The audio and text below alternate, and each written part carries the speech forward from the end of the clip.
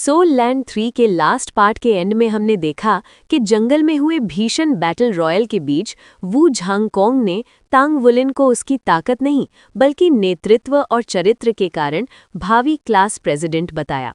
उसी दौरान एक रहस्यमय और भयावह नए छात्र शू यूचिंग 400 साल की सोल रिंग्स और डेमन साइथ के साथ की शक्ति ने तांग वुलिन की टीम को गहरे संकट का एहसास करा दिया।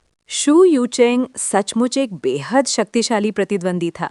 4 सोल रिंग्स के साथ वो पहले ग्रेड के शिखर पर खड़ा था। टांग वुलिन की टीम को देर सवेर उसका सामना करना ही था, लेकिन जो कुछ उन्होंने अब तक देखा था उससे साफ था कि जीत हासिल करना आसान नहीं होगा। वो सच में बहुत ताकतवर है। मुझे नहीं पता कि हमारे पास उसके खिलाफ जीतने का कोई मौका भी है या नहीं। बड़े भाई यांग, क्या आप उसके हमले को झेल पाएंगे? टांग वुलिन ने चिंता भरे चेहरे के साथ पूछा। यांग नियांसिया ने कुछ देर सोचा। मैं थोड़े समय के लिए उसे झेल सकता हूँ, उसने जवाब दिया। मुझे लगता है कि उसे दूर से किए जाने वाले हमलों से दबाना सबसे अच्छा तरीका होगा। अगर हमारा उससे सामना हुआ तो मैं उसे उलझाए रखूंगा, जबकि गू ये अपनी बर्फ तत्व वाली हमलों की बौछार उस पर करेगी। उसका शरीर काफी नाजुक है, इसलिए वो तात्विक हमलों के प्रति ज्यादा संवेदनशील होगा। चिंता मत करो, हमारे पास अभी भी मौका है। वुलिन, तुम एक कंट्रोल टाइप सोल मास्टर हो ना? हाँ, टांग वुलिन ने सिर हिलाया। तो हमारी टीम की संरचना काफी अच्छी है। तुम नियंत्रण संभालो, मैं अग्रिम पंक्ति में रहूंगा और गुये दूर से हमला करेगी। ठीक है, हम ये कर सकते हैं। यांग नियांसिया की आंखों में जोश की आग जल उठी। टांग वुलिन ने राहत की सांस ली, उसकी आंखों में प्रशंसा की एक झलक चमक उठी। बड़े भाई यांग, मेरा एक सुझाव है। मुझे लगता है कि आपको हमारी टीम का कप्तान होना चाहिए। गुये और मैं ईस्ट सी सिटी से हैं, जो काफ़ी दूर है, इसलिए हम इतने जानकार नहीं हैं। आप मजबूत और अनुभवी हैं। अगर आप कप्तान होने तो हम इस प्रतियोगिता में और भी लंबे समय तक टिक पाएंगे। अगर हम अंत तक टिक। शू यूचेंग सचमुच एक बेहद शक्तिशाली प्रतिद्वंदी था। 4 सोल रिंग्स के साथ वो पहले ग्रेड के शिखर पर खड़ा था। टांग वुलिन की टीम को देर सवेर उसका सामना करना ही था, लेकिन जो कुछ उन्होंने अब तक देखा था उससे साफ था कि जीत हासिल करना आसान नहीं होगा। वो सच में बहुत ताकतवर है। मुझे नहीं पता कि हमारे पास उसके खिलाफ जीतने का कोई मौका भी है या नहीं। बड़े भाई यांग, क्या आप उसके हमले को झेल पाएंगे? टांग वुलिन ने चिंता भरे चेहरे के साथ पूछा। यांग नियांसिया ने कुछ देर सोचा। मैं थोड़े समय के लिए उसे झेल सकता हूँ, उसने जवाब दिया। मुझे लगता है कि उसे दूर से किए जाने वाले हमलों से दबाना सबसे अच्छा तरीका होगा। अगर हमारा उससे सामना हुआ तो मैं उसे उलझाए रखूंगा, जबकि गू ये अपनी बर्फ तत्व वाली हमलों की बौछार उस पर करेगी। उसका शरीर काफी नाजुक है, इसलिए वो तात्विक हमलों के प्रति ज्यादा संवेदनशील होगा। चिंता मत करो, हमारे पास अभी भी मौका है। वुलिन, तुम एक कंट्रोल टाइप सोल मास्टर हो ना? हाँ, टांग वुलिन ने सिर हिलाया। तो हमारी टीम की संरचना काफी अच्छी है। तुम नियंत्रण संभालो, मैं अग्रिम पंक्ति में रहूंगा और गुये दूर से हमला करेगी। ठीक है, हम ये कर सकते हैं। यांग नियांसिया की आंखों में जोश की आग जल उठी। टांग वुलिन ने राहत की सांस ली, उसकी आंखों में प्रशंसा की एक झलक चमक उठी। बड़े भाई यांग, मेरा एक सुझाव है। मुझे लगता है कि आपको हमारी टीम का कप्तान होना चाहिए। गुये और मैं ईस्ट सी सिटी से हैं, जो काफ़ी दूर है, इसलिए हम इतने जानकार नहीं हैं। आप मजबूत और अनुभवी हैं। अगर आप कप्तान होने तो हम इस प्रतियोगिता में और भी लंबे समय तक टिक पाएंगे। अगर हम अंत तक टिक गए तो आपको क्लास प्रेसिडेंट बनना चाहिए और हम आपके उप प्रेसिडेंट होंगे। यांग नियांसिया ने कड़वी सी मुस्कान के साथ टांग वुलिन के कंधे पर हाथ रखा। ठीक है, चिंता मत करो, मैं तुम दोनों की जरूर रक्षा करूंगा। गुये ने सिर झुका लिया ताकि यांग नियांसिया उसकी हंसी को दबाने की कोशिश में हिलते हुए होंठ ना देख सके। टांग वुलिन मुस्कुराया। बड़े भाई यांग, अब हमें क्या करना चाहिए? मैं लगभग पूरी तरह से ठीक हो चुका हूँ और मेरी मार्शल सोल भी ठीक है। जैसे ही मैं तैयार हो जाऊंगा, हम लड़ाई में कूद पड़ेंगे और कुछ झगड़े भी मोल लेंगे, यांग नियांसिया ने उत्तर दिया। क्लास प्रेसिडेंट वही बनता है जो सबसे लंबे समय तक टिके, लेकिन अगर कोई सिर्फ छिपकर ही जीत जाए तो मुझे नहीं लगता कि हमारे सहपाठी उसे स्वीकार करेंगे। आखिरकार क्लास प्रेसिडेंट सिर्फ नाम का पद नहीं होता, उसे क्लास का नेतृत्व करना होता है और इसके लिए ताकत सबसे ज्यादा अहम है। ओह, तो बात ऐसी है, टांग वुलिन ने कहा। मुझे लगा था कि बस आखिर तक खड़े रहना ही काफी है। यांग नियांसिया के होठों पर हल्की सी मुस्कान आई, फिर वो खड़ा हो गया। तुम्हें चीजों को थोड़ा गहराई से देखना चाहिए। अब चलो, आगे बढ़ते हैं। टांग वुलिन ने गुये को अपने सामने खींचा ताकि वो यांग न्यानसिया के पीछे खड़ी हो जाए। गुये ने पलटकर उसे घूरा और गाल फुला लिए। जवाब में वो बस मुस्कुरा दिया। यांग न्यानसिया बहुत सावधानी से आगे बढ़ा। उनका रास्ता हमेशा टेढ़ा मेढ़ा रहता ताकि पेड़ों पत्तियों की छाया का पूरा फायदा उठाया जा सके, और वे चुपचाप जंगल के सबसे अराजक हिस्से की ओर बढ़ते गए। अचानक उनके सामने का इलाका सफेद रोशनी से नहा गया। यांग न्यानसिया ने हाथ उठाया और टांग वुलिन और गुये तुरंत रुक गए। एक और प्रतियोगी बाहर हो चुका था। आगे से एक समूह निकला। वो 7 लोगों की एक टीम थी। सबसे आगे एक लंबा युवक था जिसके हाथ में ढाल थी। उसके पास 3 सोल रिंग्स थीं, 2 पीली और एक बैंगनी। उसके पीछे एक सुंदर लड़का था जो 7 में सबसे ज्यादा ध्यान खींचने वाला था। उसके लंबे नीले बाल उसकी पीठ पर लहरा रहे थे और उसके चारों ओर स्थिरता की आभा थी। वू ज़ांगकोंग के भी नीले बाल थे, लेकिन दोनों की आभा जमीन आसमान का अंतर रखती थी। वू ज़ांगकोंग ठंडा और घमंडी राजकुमार सा लगता था, जबकि ये युवक हल्की सी मुस्कान के साथ ऐसा दिखता था मानो सब कुछ उसके नियंत्रण में हो। वो दुबला पतला था, उसकी त्वचा फीकी थी, नीले बाल और नीली आंखें थी। उसकी हर हरकत बहते बादलों और चलती जलधारा की तरह स्वाभाविक थी, जैसे वो प्रकृति के साथ एक हो। दूर से देखने पर ही टांग वुलिन समझ गया कि वही उस टीम का केंद्र था। नीले बालों वाले युवक के दोनों ओर 2 लोग थे जो दुबले और फुर्तीले लग रहे थे, लेकिन उसके पीछे खड़ा एक व्यक्ति टांग वुलिन और गुये के लिए बेहद परिचित था। वो जू शाओयान थी। अपने प्यारे चेहरे और मीठी मुस्कान के साथ जू शाओयान ने स्वाभाविक रूप से नीले बालों वाले युवक के पीछे अपनी जगह बना ली थी और कभी-कभी उससे कुछ बातें भी करती रहती थी। दूर से टांग वुलिन की टीम का पीछा कर रहे शेशिये ने एक पेड़ पर चढ़कर ये सब देखा। जब उसने जू शाओयान को उस टीम के साथ देखा तो उसके मुंह का कोना अजीब सा मरोड़ गया। शेशिये बुदबुदाया, पुरानी कहावत सच ही है, जिंदगी सच में एक ड्रामा है और सब कुछ बस अभिनय। यांग न्यानसिया ने टांग वुलिन और गुये को इशारा किया। वो चुपचाप झाड़ियों में बैठ गया, अपनी मौजूदगी को जितना हो सके उतना छिपाते हुए। पहले ग्रेड में कुल 101 छात्र थे, लेकिन हैरानी की बात ये थी कि यहाँ 7 लोगों की एक टीम थी। ये शायद प्रतियोगिता की सबसे बड़ी टीम थी। उनकी पंक्तियों की सुव्यवस्था देखकर साफ था कि वे आपस में काफी तालमेल रखते थे। यांग न्यानसिया ने टांग वुलिन की ओर मुड़कर फुसफुसाते हुए कहा, असल में ये 7 लोगों की टीम है। ये थोड़ा परेशानी भरा है। 3 जन, 5 जन और 7 जन की टीमों की रणनीतियां अलग अलग होती हैं, और 7 जन की टीम सबसे आदर्श मानी जाती है। वे बिना किसी सदस्य को फालतू बनाए आगे बढ़ने या पीछे हटने दोनों में सक्षम होते हैं। हमें फिलहाल इनसे बचना चाहिए और दूसरे समूहों को पहले इन्हें कमजोर करने देना चाहिए। क्या आप इन्हें पहचानते हैं? मैं उनकी टीम की उस लड़की को जानता हूँ। वो स्काई सी अलायंस से है। उसका नाम जू शाओयान है। उसकी मार्शल सोल एक आइस स्टाफ है और वो एक बर्फ तत्व की कंट्रोलर है। उसकी क्षमताएं गुये जैसी हैं, लेकिन थोड़ी कमजोर। बाकी किसी को मैं नहीं पहचानता। मैं सिर्फ बीच लाले उस लड़के को जानता हूँ। वो काफी परेशान करने वाला है, शायद शू यू चेंग से भी ज्यादा। टांग वुलिन ने हैरानी से यांग न्यानसिया को देखा। वो उस डेमन साइथ वाले से भी ताकतवर है। यांग न्यानसिया ने सिर हिलाया। वो ज्यादा ताकतवर नहीं है, वो शू यू चेंग की बराबरी भी नहीं कर सकता, लेकिन वो थोड़ा रुका, फिर बोला, वो हेवन डू सिटी से है। उसका नाम लुओ गुई शिंग है। वो 3 सोल रिंग्स वाला एक कंट्रोल टाइप सोल मास्टर है, लेकिन उसकी सबसे खास बात उसकी आध्यात्मिक शक्ति है।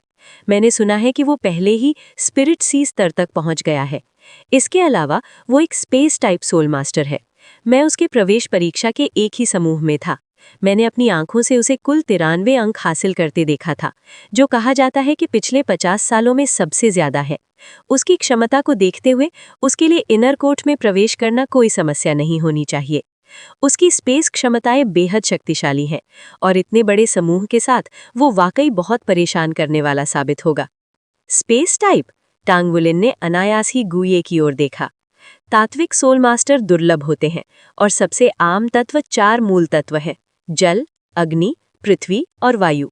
जहां तक प्रकाश, अंधकार और आकाश यानी स्पेस का सवाल है, उन्हें 3 उच्च तत्व कहा जाता है और सबसे शक्तिशाली माना जाता है। इन तीनों में स्पेस सबसे रहस्यमय है और छली है।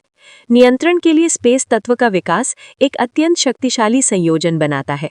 इसके अलावा सभी स्पेस टाइप सोल कौशल बहुत मजबूत होते हैं। लुओ गुई शिंग का एक और उपनाम है शैकलर लुओ गुइशिंग और इमॉर्टल शू यू चेंग हमारी पीढ़ी के टॉप प्रतिभावान माने जाते हैं और कहा जाता है कि उन्हें पहले ही इनर कोर्ट के लिए चुन लिया गया है। जिस लड़की को गुये ने कुछ समय पहले मेरी मदद से हराया था वो भी काफी मशहूर है। वो एक जहर टाइप सोल मास्टर है और उसकी martial soul jade phosphorus snake emperor है, एक ऐसी मार्शल सोल जो गुरिल्ला युद्ध में माहिर होती है। वो घमंडी है लेकिन एक की एक लड़ाई में अपेक्षाकृत कमजोर है। उसका नाम ज़ैंग यीरान है, जिसे येड स्नेक ज़ैंग यीरान के नाम से भी जाना जाता है। क्या तुम लोगों ने कॉन्टिनेंटल रैंकिंग्स के बारे में सुना है? कॉन्टिनेंटल रैंकिंग्स वो क्या है? टांग वुलिन ने खाली नजर से सिर हिलाया। ये पहली बार था जब उसने इस बारे में सुना था। यांग नेआंसिया ने हैरानी से उसे देखा। तुम सच में इस बारे में नहीं जानते? लगता है ईस्ट सी सिटी वाकई बहुत दूर दराज का इलाका है। कॉन्टिनेंटल रैंकिंग्स स्पिरिट पगोडा द्वारा खास तौर से हम सोल मास्टर्स के लिए तैयार की गई रैंकिंग्स की एक श्रृंखला है। इन रैंकिंग्स का उद्देश्य सोल मास्टर्स के समग्र और व्यक्तिगत विकास को बढ़ावा देना है। कई छोटी छोटी सूचियां मिलकर इन रैंकिंग्स को बनाती हैं। इनमें मुख्य है डुलुआ कॉन्टिनेंटल रैंकिंग, जो टॉप 100 बैटल आर्मर मास्टर्स को क्रम में लिस्ट करती है। और भी कई तरह की रैंकिंग होती हैं, जैसे ब्लैकस्मिथ, मेका डिज़ाइनर, निर्माता और मैकेनिक की रैंकिंग। इसके अलावा जीनियस यूथ्स रैंकिंग भी है। इसे महाद्वीपीय रैंकिंग के बाहर की एक द्वितीयक रैंकिंग माना जाता है। इस सूची में शामिल कोई भी व्यक्ति अगर किसी दुर्भाग्यपूर्ण हादसे का शिकार ना हो तो भविष्य में निश्चित रूप से महाद्वीपीय रैंकिंग में पहुंचता है। केवल 18 वर्ष या उससे कम उम्र के लोग ही इसमें शामिल हो सकते हैं। इसमें प्रतिभा, शक्ति, द्वितीयक पेशा और सोल पावर सबका आकलन किया जाता है। कुल मिलाकर इसमें 30 स्थान होते हैं। इन 30 में से ज़्यादातर स्थान श्रेक अकेडमी के छात्रों के पास है और उन श्रेक छात्रों में से 7 की उम्र 15 साल से कम है। हमारी कक्षा में रैंक 17 पर शैकलर लुओ गुइशिंग, रैंक 19 पर इमॉर्टल शू यूचेंग और रैंक 30 पर जेड स्नेक ज़ैंग यीरान है। ये रैंकिंग प्रणाली पहली बार सुनकर तांग विलिन का दिल कांप उठा। बड़े भाई यांग, आप भी तो उन 7 में से एक होंगे ना? शायद ज़ैंग यीरान से भी ऊंची रैंक पर। आप इतने शक्तिशाली हैं। यांग न्यानशिया हंस पड़ा। मैं बस किसी तरह सूची में शामिल हुआ हूँ। रैंक 27। लोग मुझे डार्क बियर कहते हैं। Dark beer? तांग विलिन मन ही मन हंस पड़ा। ये उपनाम सच में उस पर फपता है।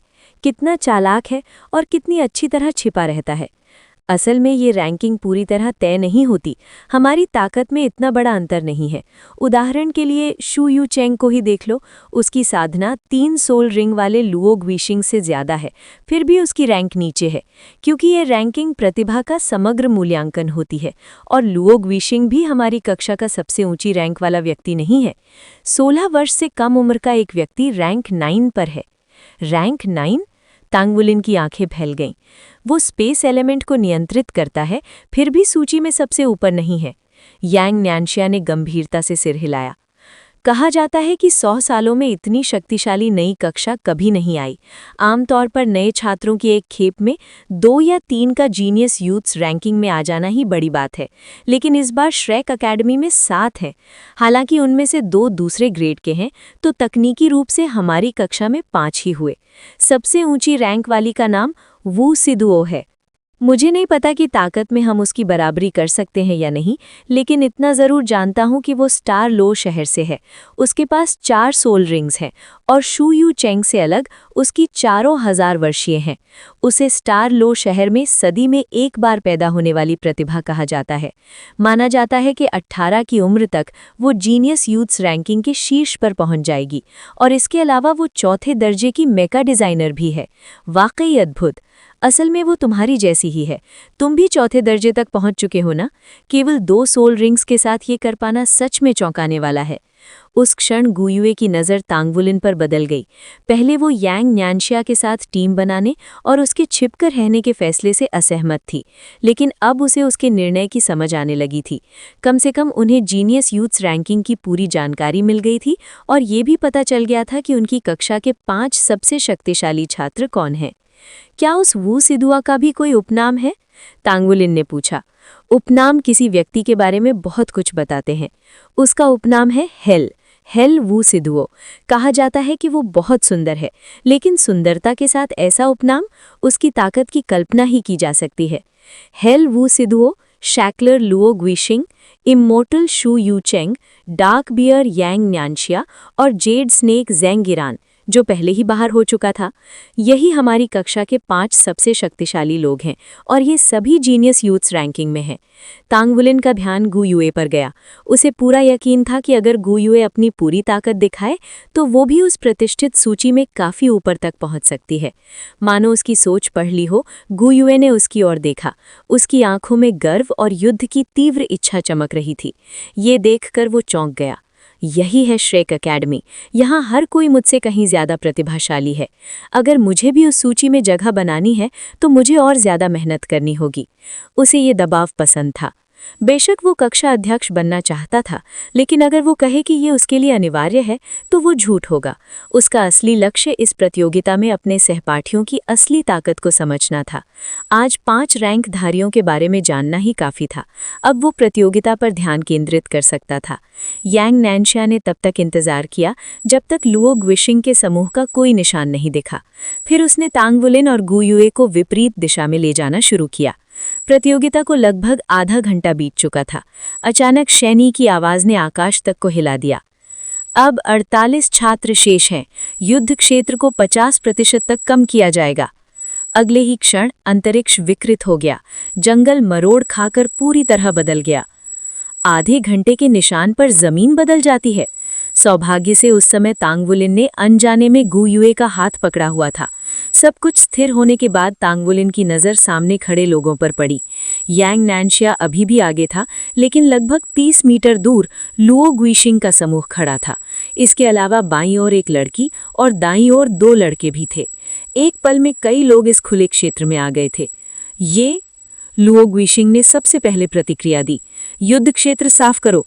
ढाल धारण किया हुआ एक युवक तुरंत अपने सबसे नजदीकी विरोधी दाईं ओर खड़े दोनों लड़कों पर टूट पड़ा। 7 लोगों की पूरी टीम एक साथ आगे बढ़ी, तेजी से उन जोड़ी की ओर बढ़ती हुई। क्या हम भागे? तांग वुलिन ने पूछा। यांग न्यानशिया ने हाथ हिलाकर मना किया। नहीं, ये अच्छा मौका है। कहते हुए वो लड़की की ओर बढ़ा जो बाईं ओर खड़ी थी। तांग वुलिन ने उस लंबी लड़की को ध्यान से देखा। उसके लहराते भूरे लाल बाल थे, गोरी त्वचा और बड़ी आंखें। उसकी सुंदरता के विपरीत उसका ठंडा रवैया साफ चेतावनी दे रहा था कि दूरी बनाए रखो। वो पीछे नहीं हटी, इसके बजाय वो आगे बढ़ी और अपनी मार्शल अवल को मुक्त किया। लुओ ग्विशिंग के समूह के खिलाफ हमारे साथ मिल जाओ, यांग नैनशिया ने तब चिल्लाकर कहा जब उनके बीच 20 मीटर की दूरी थी। उसके चेहरे पर आश्चर्य झलका। उसने आंखें सिकोड़ी और फायदे नुकसान का आकलन किया। ठीक है। उसकी आवाज मीठी और कोमल थी। बिना कुछ और कहे उसने अपना लक्ष्य बदला और रॉकेट की तरह लुओ ग्विशिंग के समूह की ओर दौड़ पड़ी। युद्ध के लिए तैयार रहो, यांग नैनशिया ने चिल्लाकर कहा और आगे बढ़ा। उसका शरीर फैल गया। गहरे सुनहरे बाल उसके पूरे शरीर को ढकने लगे। उसकी मार्शल अवल प्रकट हो गई थी। तांग वुलिन के नीचे से 2 बैंगनी सोल रिंग्स उठीं और ब्लू सिल्वर घास यांग नैनशिया के पीछे लहराने लगी। इस दौरान गु युए तांग वुलिन के पास ही रही। जैसे ही वो दौड़े, एक हरी रोशनी निकली और तांग वुलिन और यांग नैनशिया को ढक लिया। उनकी गति बढ़ गई। यांग नैनशिया ने हैरानी से पीछे देखा। Wind element? फिर उसे तांग वुलिन की वो बात याद आई जब उसने गु युए के समर्थन की बात की थी। पहले बर्फ और अब हवा। क्या उसके पास दोहरी मार्शल अवल है? फिर भी उसकी हैरानी ज्यादा देर तक नहीं रुकी। आखिरकार उसने जीनियस यूथ्स रैंकिंग में गु युए नाम कभी नहीं सुना था। चांदी जैसी रोशनी चमकी और युद्धरथ दोनों लड़कों के पैरों से उठी। अचानक ढाल धारण किया हुआ युवक तेजी से आगे बढ़ा और उनसे टकराया, लेकिन उन्हें उड़ाने के बजाय दोनों लड़के मानो ढाल से चिपक गए हों। तभी स्टाफ घुमाते हुए शू श्याओयान ने दूसरे लड़के को बर्फ के भाले से बेध दिया। एक चमक की झिलमिलाहट के साथ दोनों लड़के बाहर हो गए। शुरू से अंत तक बस कुछ ही सेकंड लगे थे। असल में उसी समय यांग नैनशिया ने दूसरी लड़की को अपनी ओर खींच लिया था, जबकि लुओ ग्विशिंग के समूह ने दोनों लड़कों को निष्क्रिय कर दिया था। उनकी युद्ध दक्षता भयानक थी। पूरे समय लुओ ग्विशिंग की मुस्कान बनी रही। उसकी 3 सोल रिंग्स, 2 पीली और 1 बैंगनी, बारी बारी से चमक रही थी। बिना रुके ढाल धारण किया हुआ युवक मुड़ा और तांग वुलिन की ओर से आ रही लड़की पर झपटा। चांदी की रोशनी ने जमीन को निगल लिया। इस बार तांग वुलिन साफ देख सकता था कि कैसे अंतरिक्ष उसके चारों ओर मुड़ रहा था। उसे संकुचित कर पूरी तरह जकड़ लिया। लुओ ग्विशिंग की पहली आत्मकौशल स्पेशल लॉक। अपनी शक्तिशाली बंधन क्षमता का उपयोग करते हुए उसने इससे पहले ही 2 छात्रों को निष्क्रिय कर दिया था। ये आत्मकौशल लक्ष्य को पूरी तरह जकड़ नहीं सकता था और केवल एक क्षण के लिए उन्हें अपनी जगह पर रोक पाता था। इसलिए इसे प्रभावी ढंग से इस्तेमाल करने के लिए बेहद सटीक निर्णय की आवश्यकता होती थी और लुओ ग्विशिंग में इस बात की कोई कमी नहीं थी। चार्ज करती हुई लड़की की गति को देखकर उसने सीधे टकराव में जाने का विचार त्याग दिया। लेकिन उसी क्षण सभी की आंखें फैल गईं, लड़की का शरीर धुंधला सा हो गया और उसके पैरों के नीचे से आत्मावृत यानी सोल रिंग्स उभर आए। 1 रिंग, 2 रिंग, 3 रिंग, 4 रिंग, उसके चारों ओर 4 बैंगनी आत्मावृत प्रकट हुए। वो सिद्धुओ! मौजूद आधे से अधिक छात्रों ने एक साथ चिल्लाकर कहा, जिनमें तांग वुलिन भी शामिल था। अभी अभी उन्होंने उसका जिक्र किया था और अब वो स्वयं सामने आ गई थी।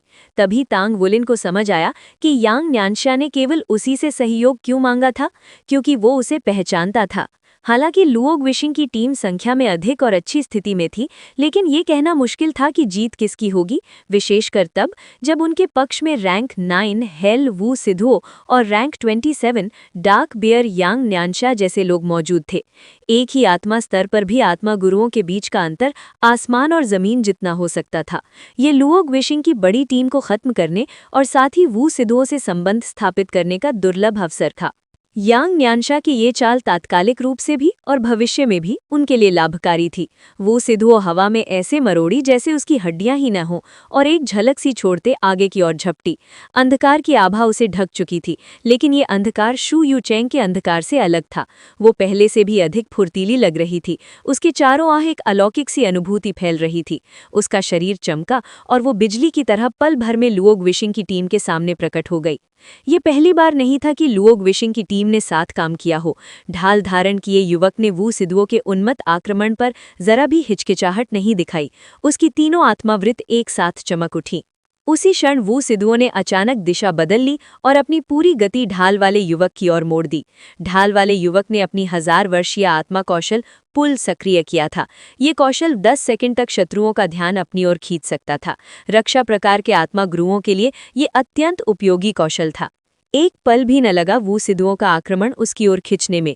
धड़ाम! सामान्यतः रक्षा और नियंत्रण प्रकार के आत्मा गुरु फुर्ती प्रकार के आत्मा गुरुओं को दबाते हैं, लेकिन यहाँ दृश्य पूरी तरह उल्टा था। वू सिद्धुआ और ढाल वाले युवक के टकराने से ठीक पहले युवक का चेहरा काला पड़ गया और अगले ही क्षण वो उड़ता हुआ पीछे जा गिरा। वू सिद्धुओं की पहली आत्मावृत मध्यम पड़ी, जबकि दूसरी चमक उठी। वो एक नेवले की तरह आगे बढ़ती रही। उसके अनगिनत पंजों की परछाइयां लुओ ग्विशिंग की टीम को चीरती चली गईं। उसने अकेले ही पूरी टीम को तहस नहस कर दिया। यही थी पहले दर्जे की सबसे बड़ी प्रतिभा, वू सिद्धुओं की शक्ति। 2 फुर्ती प्रकार के आत्मा गुरु किसी तरह अपने हथियार उठाकर बचाव कर पाए, लेकिन वू सिद्धुओं की जबरदस्त साधना के सामने वो कुछ भी नहीं कर पाए। 4 और 3 आत्मावृतों का अंतर अब स्पष्ट रूप से दिखाई दे रहा था। दोनों आत्मा गुरु पीछे की ओर उछल गए। उनके मुंह से लाल रक्त की धारा फूट पड़ी। लुओ ग्विशिंग का एक किनारा पूरी तरह खुल गया। अचानक चांदी जैसी रोशनी का एक भंवर वू सिद्धुओं के चारों ओर घूमने लगा, उसके शेष शाया पंजों को निगलते हुए और उसके शरीर को हवा से खींचकर भीतर समेट लिया। एक कराह के साथ वू सिद्धुओं का शरीर और भी ज्यादा धुंधला हो गया। उसने दोनों हाथ सिर के ऊपर जोड़े। उसका पूरा शरीर एक तीक्ष्ण तलवार जैसी आभा से भर गया। उसके हाथों में गहरे काले प्रकाश की एक विशाल तलवार प्रकट हुई, जो उसकी दूधिया त्वचा के साथ तीव्र विरोध रच रही थी। उसने पूरी ताकत से उस काले प्रकाश की तलवार को चांदी के भंवर पर दे मारा। काले और चांदी के विस्फोट में भंवर बिखर गया और काली तलवार भी हवा में घुल गई। लुओ ग्विशिंग 2 कदम पीछे हटा और कराह उठा। पीछे से सफेद प्रकाश उसकी और दोनों फुर्ती प्रकार के आत्मा गुरुओं पर पड़ा, उनकी शक्ति बहाल करता हुआ। ढाल वाला युवक भी अब तक संभल चुका था और एक बार फिर से अपनी आत्मा कौशल से वू सिद्धुओं का ध्यान अपनी ओर खींचते हुए आगे बढ़ा। यही होती है टीम की ताकत। वू सिद्धुओं के पास विस्फोटक शक्ति थी, लेकिन लुओ ग्विशिंग की टीम उसके भीषण संयोजन से बच गई थी। अब उनकी जवाबी कार्यवाही का समय था और उन्होंने हमला किया। वू सिद्धुओं के सिर के ऊपर बर्फ का एक पहिया प्रकट हुआ, जो नीली रोशनी की धाराओं में बदलकर उसके शरीर में घुस गया, उसकी गति को घोंगे जैसे धीमा कर देता था। शू शियाओ यान के पास केवल 2 आत्मावृत थीं, इसमें कोई संदेह नहीं था, लेकिन इसका मतलब ये नहीं था कि उसकी नियंत्रण क्षमता कमजोर थी। साथियों से पीछे न छूट जाए, इस डर से उसने पिछले 3 सालों में कड़ी मेहनत की थी। हालांकि उसकी स्टार व्हील आइस स्टाफ की आत्मा कौशल रात तक सीमित थी, फिर भी उसने धीरे धीरे उन सब पर महारत हासिल कर ली थी। उसकी प्रभावशाली मानसिक शक्ति ने उन्हें अधिकतम प्रभाव से प्रयोग करने में सहायता दी। ढाल वाले युवक और शू शियाओयान के दोनों की नियंत्रण क्षमताओं के प्रभाव में वू सिदुओं को ऐसा लगा मानो वो दलदल में फंस गई हो। इतनी कठिन स्थिति में भी उसने अपनी सांसें स्थिर रखने की कोशिश की। अचानक एक नीली बेल ने उसे किनारे की ओर खींच लिया। वो पूरी तरह खतरे से बाहर तो नहीं थी, लेकिन ढाल वाले युवक की आत्मा कौशल की सीमा से बाहर निकल चुकी थी। एक जोरदार गर्जना के साथ रूपांतरित यांग न्यानशिया उसके पास से दौड़ता हुआ निकला। उसने अपनी मुट्ठियां जमीन पर दे मारी। धरती कांप उठी और चट्टानें लुओग विशिंग के समूह की ओर उड़ी, और तभी वू सिदुओ मुक्त हो गई। लुओग विशिंग की टीम के ऊपर एक विशाल बर्फीला शूल तैरने लगा। वू सिदुओ को फिर से अपनी कमर पर खिंचाव महसूस हुआ और अगले ही क्षण वो बगल की ओर खींच ली गई। वो एहसास गर्म था, जैसे किसी की बाहों में सुरक्षित रखी गई हो। सिर घुमाते ही वू सिदुओ ने एक सुंदर चेहरा देखा, बड़ी आंखें, लंबी पलकों से घिरी हुई। वो एक ही कक्षा के छात्र होने के कारण वो उसे पहचानती थी। ब्लैक स्मिथ प्रतिनिधि तांग वुलिन। मैं तुम्हें वहां पहुंचा देता हूं। कमर से उसे थामे हुए उसकी आंखें लगातार युद्ध क्षेत्र पर जमी रहीं। उसने अपना शरीर आधा घुमाया, मांसपेशियों में शक्ति भरी और फिर विस्फोट की तरह उछला। एक ही क्षण में वू सिदुओ खुद को हवा में उड़ता हुआ महसूस करने लगी। सब कुछ पल भर में घट गया। तांग बुलिन ने जरा भी समय न गवाते हुए अपनी दूसरी आत्मावृत्त सक्रिय कर ली। लुओग विशिंग के नीचे ब्लू सिल्वर इम्पेलिंग एरे फूट पड़ा और ऊपर से बर्फीले शूलों की बारिश होने लगी। टांग वुलिन की टीम ने वू सिदुओ के साथ पूर्ण तालमेल में काम किया।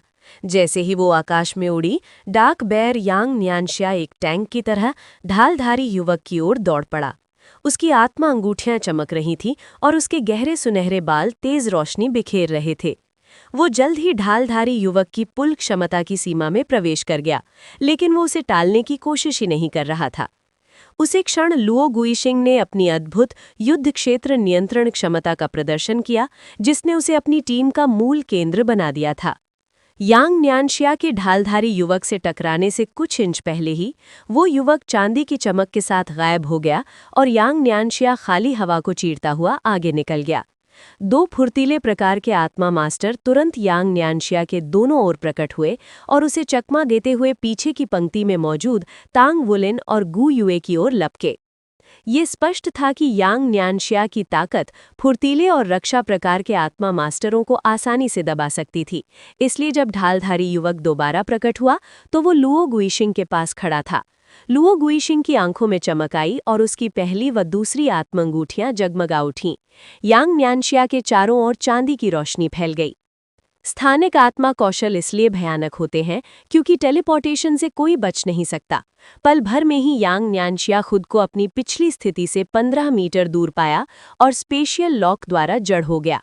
ये अल्प दूरी का टेलीपोर्टेशन और स्पेशियल लॉक शायद उसे केवल 2-3 सेकंड ही रोक पाते, लेकिन युद्ध भूमि पर उतने समय में ही जीत और हार का फैसला हो सकता था। यांग न्यानशिया के हटते ही तांग वुलिन और गु युए दो फुर्तीले आत्मा मास्टरों के लिए पूरी तरह खुले रह गए। उन्हें पास पहुंचने में सिर्फ 1 सेकंड लगा। इसी बीच ढाल आत्मा मास्टर ने जोर से हुंकार भरते हुए अपनी ढाल को ऊपर की ओर धकेला। आत्मा शक्ति उससे उमड़ पड़ी और लुओ गुइशिंग, शू शाओयान तथा स्वयं उसके चारों ओर दीवारों का निर्माण कर दिया। उनके बाकी 2 साथी पीछे खड़े थे। एक ने अपने हाथ हवा में उठाए और आग का एक विशाल पक्षी रचा जो उड़ता हुआ आकाश में जा पहुंचा।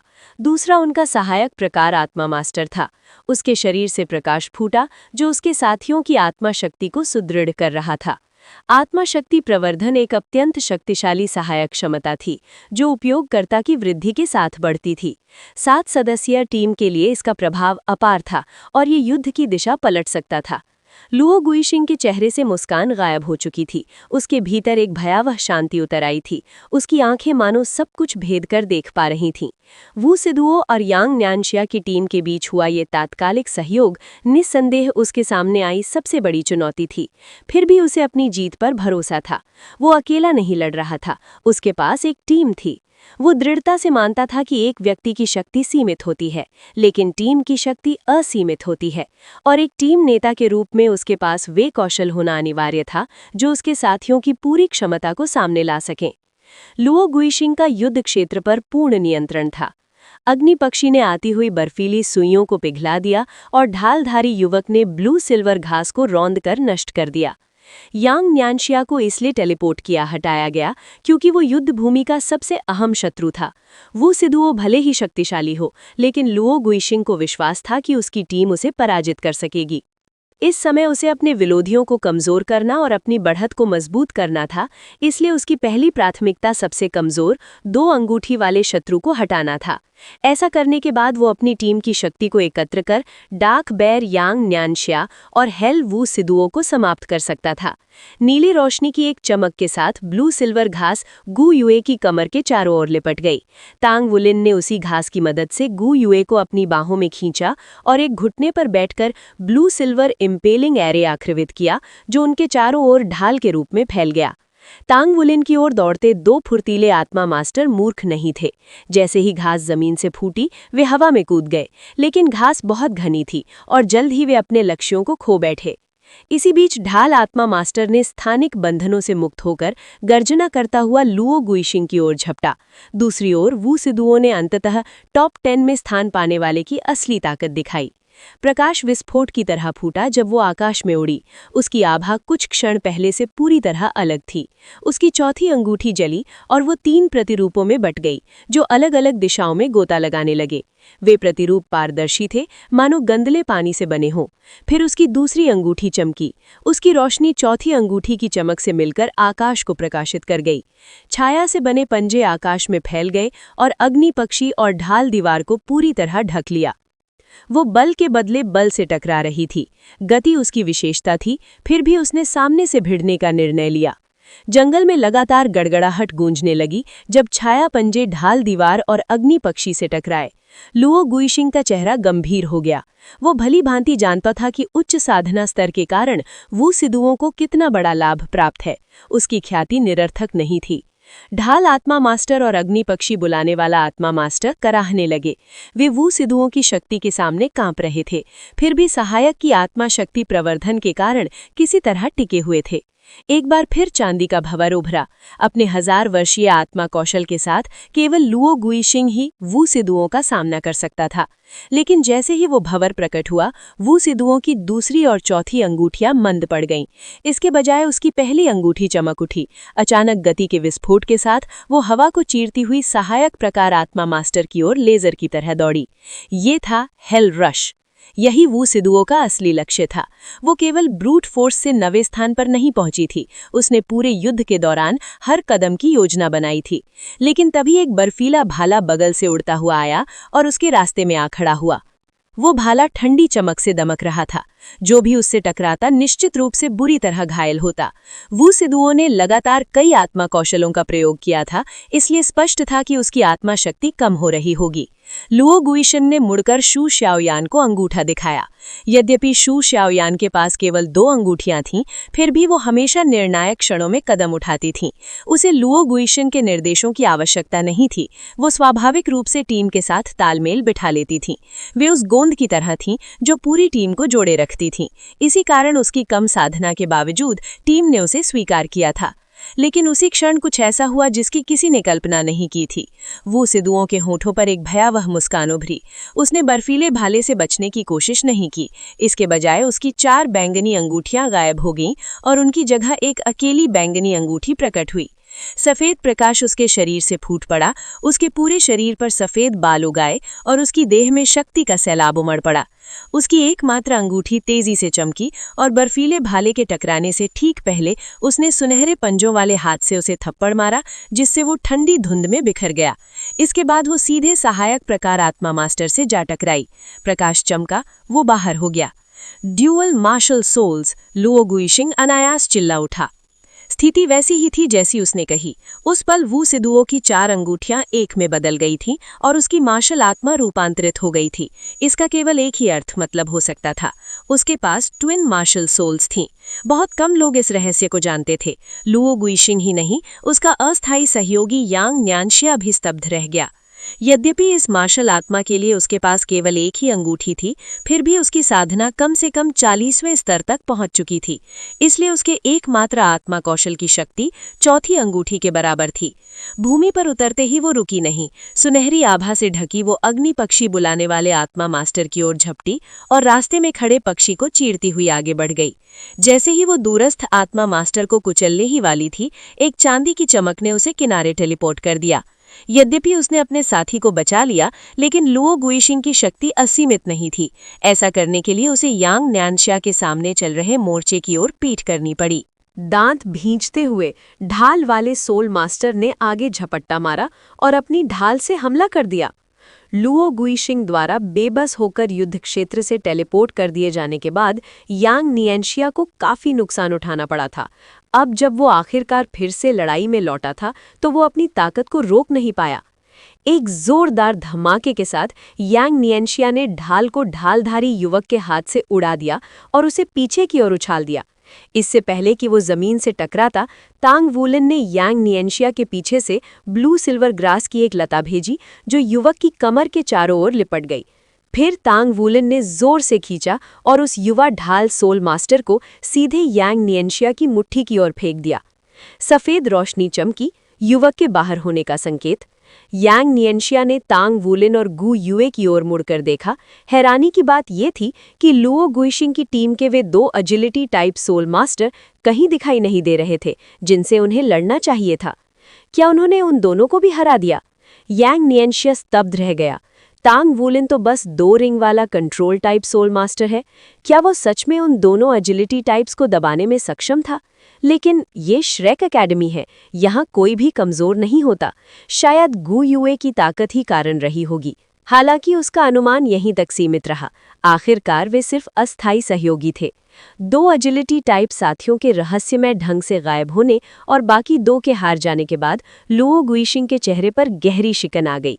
फिर भी उसने हार नहीं मानी। उसने एक और चांदी जैसा भंवर बनाया, लेकिन इस बार वो खींचने के बजाय बाहर की ओर फैलकर धक्का देने लगा। चाहे पीछे से वू सिदुओं ने हमला किया हो या सामने से यांग नियंशिया ने धावा बोला हो, दोनों को पीछे धकेल दिया गया। लुओ गुइशिंग के शरीर से चांदी की रोशनी फूट पड़ी, जिसने शू श्याओयान और फायरबर्ड सोल मास्टर को अपने भीतर समेट लिया। हम जा रहे हैं, उसने चिल्लाकर कहा, लेकिन उसी क्षण उसके चारों ओर की चांदी की रोशनी अराजक हो गई और स्थानिक ऊर्जा नियंत्रण से बाहर हो गई। ये बुरा है। स्थानिक की शक्ति रहस्यमय और भयावह होती है। कोई और तत्व अराजक हो जाए तो उतना घातक नहीं होता। अन्य तत्वों पर नियंत्रण खोने पर सोल मास्टर भाग सकता है, लेकिन अराजक स्थान से बचना आसान नहीं होता। जो स्थानिक ऊर्जा उन्हें टेलीपोर्ट करने वाली थी, वो फट पड़ी और आकाश में एक दरार खुल गई। भयानक ऊर्जा की लहरें यांग नियंशिया और वू सिदुओं पर टूट पड़ी। लुओ गुइशिंग ने विरोध में चिल्लाया, लेकिन अगले ही पल वो स्थानिक दरार में समा गया। फायरबर्ड सोल मास्टर भी उसके साथ निगल लिया गया। अराजक स्थान ने दोनों को कुचल दिया और चीर दिया। एक पल बाद वहां केवल कुछ प्रकाश कण ही बचे। वास्तविकता में लौटने से पहले की धुंधली अवस्था में लुओ गुइशिंग अपना दिमाग खपाता रहा। जिस स्थान पर उसका हमेशा पूर्ण नियंत्रण रहता था, वो अचानक उस क्षण क्यों बिखर गया? असल में वो लापरवाह हो गया था। उसकी सोल पावर और आध्यात्मिक शक्ति पूरी तरह खत्म हो चुकी थी, जिससे उसका नियंत्रण फिसल गया। लुओ गुइशिंग की विफलता के बाद एक अकेली आकृति जमीन पर उतरी। बिना किसी हिचक के उसने दोनों हाथ ऊपर उठा दिए। मैं हार मानती हूँ, मैं हार मानती हूँ। जो भी जीतेगा मैं उसके साथ रहूंगी। वो थी शू श्याओयान। लुओ गुइशिंग की टीम पल भर में ढह गई थी और मूल 7 में से वो अकेली बची थी। वू सिदुओं के चेहरे पर कठोरता बनी रही। दूसरी ओर यांग नियंशिया ने राहत की सांस ली, लेकिन उसकी निगाहें वू सिदुओं पर टिकी रहीं। अगर शू श्याओयान को न गिना जाए तो तांग वुलिन की टीम संख्या में वू सिदुओं से 3 गुना ज्यादा थी। न केवल उसने लुओ गुइशिंग की टीम से लड़ते हुए अपनी बहुत सी शक्ति खर्च कर दी थी, 1000 साल के सोल स्किल्स लगातार इस्तेमाल किए थे, बल्कि उसने अपना दूसरा मार्शल सोल बदलकर उसका सोल स्किल इस्तेमाल किया था। यहाँ तक कि 4 रिंग वाले सोल मास्टर के लिए भी उसकी सोल पावर लगभग खत्म हो गई होगी। यही मौका था तांग वुलिन के वार करने का। अगर वे वू सिदुओं को हरा देते तो क्लास प्रेसिडेंट का पद उनका ही होता। वू सिधुओं ने यांग नियंशिया की ओर आंखें से कोड़ ली। वो वहीं डटी खड़ी थी, उसके शरीर के चारों ओर गोल्डन रोशनी चमक रही थी। समय नहीं है, यांग नियंशिया चिल्लाया और वू सिधुओं पर टूट पड़ा। यांग नियंशिया अच्छी तरह जानता था कि अगर वू सिधुओं को संभलने का मौका मिल गया तो उसकी पूरी टीम मिलकर भी उसे और उसकी 4 पैपल रिंग्स को नहीं हरा पाएगी, या तो अभी जीत या फिर कभी नहीं। आगे बढ़ते हुए उसने शू शियाओयान को नहीं भुलाया। हम ज्यादा हैं, हमसे जुड़ जाओ। यांग नियंशिया हर संभव लाभ उठाना चाहता था। अगर उसके शब्द वू सिधुओं का ध्यान एक पल के लिए भी भटका दे तो वो काफी था। वैसे भी शू शियाओयान तो बस 2 रिंग वाली सोल मास्टर थी। उसे इस बात की परवाह नहीं कि वो साथ आए या न आए। लेकिन वो ये नहीं देख पाया कि जब वो आगे बढ़ रहा था, तांग वुलिन और गु युए बस चुपचाप खड़े रहे। ठीक है, शू शियाओयान ने कहा, प्रस्ताव स्वीकार करते हुए, लेकिन उसने अपनी स्टाफ तक नहीं उठाई। यांग नियंशिया और वू सिधुओं टकराए और उनके आसपास की हवा उग्र हो गई। डस्क गोल्ड भालू एक अत्यंत शक्तिशाली मार्शल सोल था। वू सिधुओं का दूसरा मार्शल सोल भी अटैक टाइप था। फिर भी इस टक्कर में वो कुछ कदम पीछे हटने को मजबूर हो गई। उसकी थकी हुई सोल पावर उसे नुकसान पहुंचा रही थी। ये देखकर यांग नियंशिया का आत्मविश्वास आसमान छूने लगा। उसके चारों ओर की गहरी गोल्डन रोशनी और तेज हो गई। उसकी तीसरी रिंग जगमगा गई और उसका शरीर 3 मीटर ऊंचा हो गया। लड़की पर हमला करने में उसने जरा भी हिचक नहीं की और पूरी ताकत से अपनी मुट्ठी वू सिधुओं पर दे मारी। उसी क्षण वू सिधुओं ने गति बढ़ाई। उसके शरीर से काली रोशनी फूट पड़ी। क्या वो मार्शल सोल बदल रही है? यांग नियंशिया खुश हुआ। उसे उसके 4 रिंग वाले मार्शल सोल से जरा भी डर नहीं था। पिछली लड़ाई में जो उसने देखा था, उससे वो समझ गया था कि उसका पहला मार्शल सोल अजिलिटी टाइप है। उसकी खेती स्तर उससे ऊंची थी, लेकिन इस वक्त वो थकी हुई थी। ताकत के अलावा डस्क गोल्ड भालू की रक्षा भी बहुत मजबूत थी।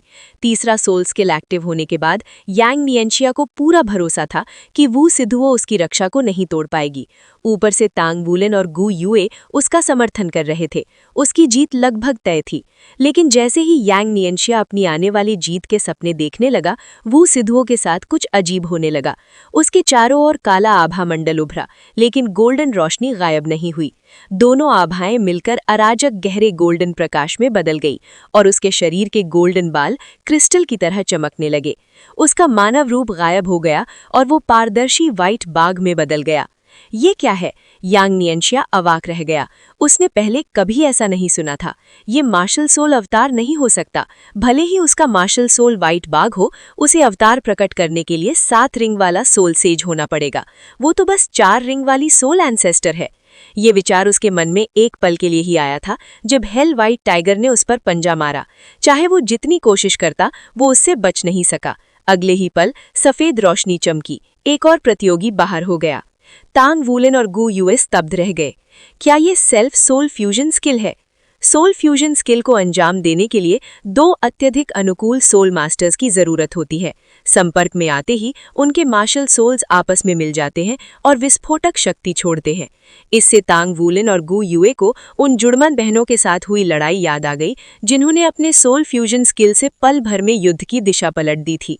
लेकिन वू सिधुओं इस वक्त जो शक्ति दिखा रही थी, वो उन जुड़वा बहनों से कहीं ज्यादा और तांग वुलिन और गु युए की समझ से परे थी। तांग वुलिन के मन में उसकी इस अपार शक्ति का बस एक ही कारण हो सकता है।